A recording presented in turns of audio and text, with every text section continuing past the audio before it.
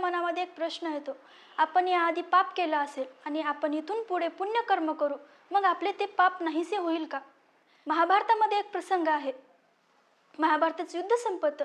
महाराज धृतराष्ट्र श्रीकृष्णाकडे जातात आणि श्रीकृष्णाला विचारतात, वासुदेवा, मी या जन्मामध्ये असं कोणतं पाप केलं होतं की मला माझ्या 100 पुत्राचं दुःख भोगावं लागतंय, 100 पुत्रांना मरताना पाहावं लागतंय. श्रीकृष्ण महाराजांना सांगतात की महाराज, हे पाप तुमचं ह्या जन्माचं नाही, 50 वर्षापूर्वीचं आहे.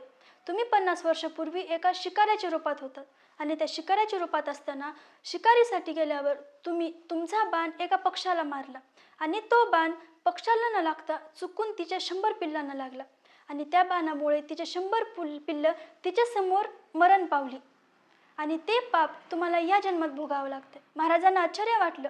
त्यांनी परत श्रीकृष्णाला विचारलं, वासुदेवा, मग या पूर्वीच्या जन्मात मला हे पाप का नाही लागलं, याच जन्मात का लागलं?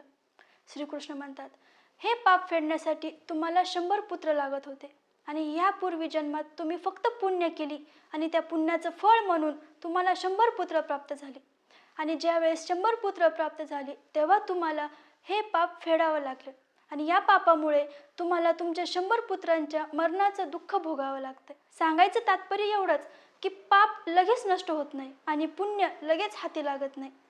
पाप किंवा पुण्य हे संधी, परिस्थिती आणि काळ यावर अवलंबून असतं. राधे राधे.